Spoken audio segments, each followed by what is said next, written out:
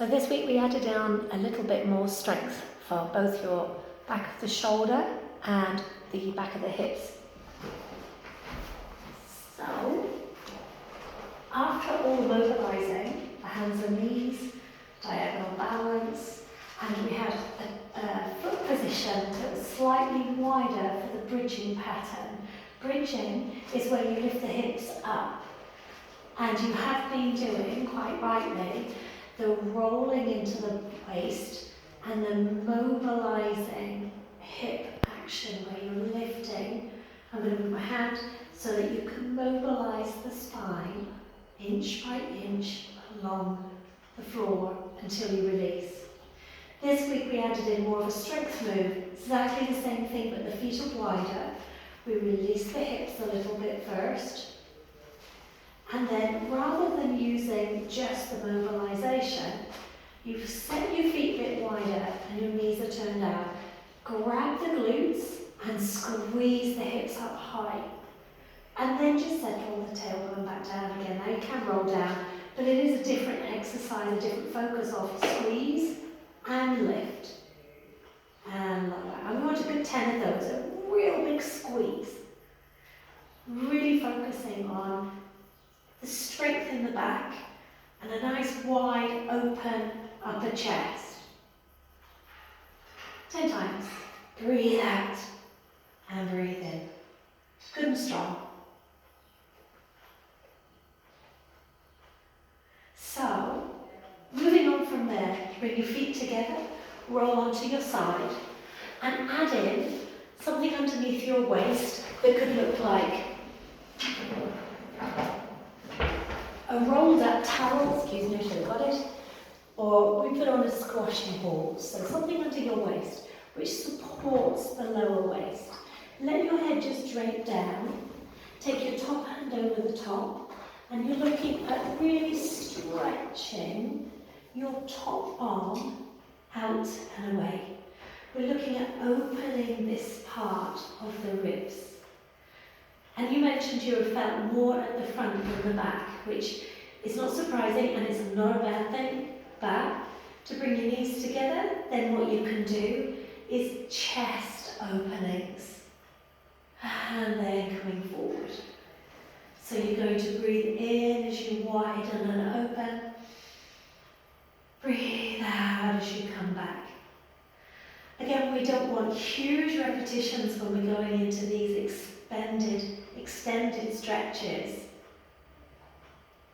But some control and strength for maybe 4, 5 or 6 times. Release the shoulder, but most importantly, we're opening the chest, rib, upper back. There we go. So your little addition to your clams, which you know, is feet together, and you know the climb.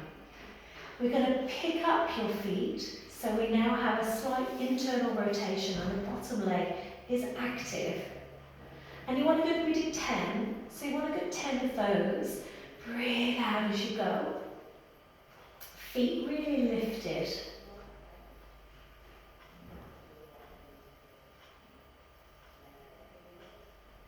That's it. So go for 10, this sort of speed, you can always add on. And that is where you're looking at that strength there. Before you go to the other side, it's always a nice idea to just roll and release. And then, of course, take it onto the opposite side. The other addition we did was standing up against the wall. So obviously I'm seated at the moment. I hope you can still see. Yeah, standing up against the wall. Your feet are about 6 inches away from the wall-ish. Your shoulder blades are just drawing into the wall and your tailbone is hitting, tailbone and shoulders. Don't worry about your head, let it be. And then slide your shoulder blades into the wall and release. Not so much arms, more the back of the shoulders, opening both sides of the chest equally. Of course, you've done both sides of the stuff on the floor.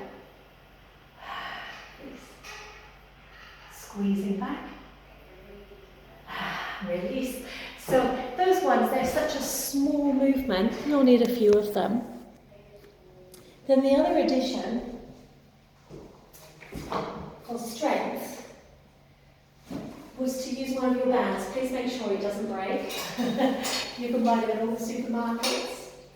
So with your shoulders set down and back, try not to round, shoulders settled down and back. You're just doing this rowing type motion. And very much pulling the elbows gently down and back and being exaggerated, lifting the chest. Breathe out and lift. You might even want to breathe in and hold. And release. So breathe out, breathe in and lift. And release. But we're looking at here 8, that sort of number, squeezing into the back of the shoulders, holding a fraction and then releasing. It does depend on how heavy the band is, but you're strong. You want a good strong pull. And I think you did mention that you can feel it in the back of your shoulders. Squeeze and lift. Squeeze and lift. Excuse me. So there's your additions for this week.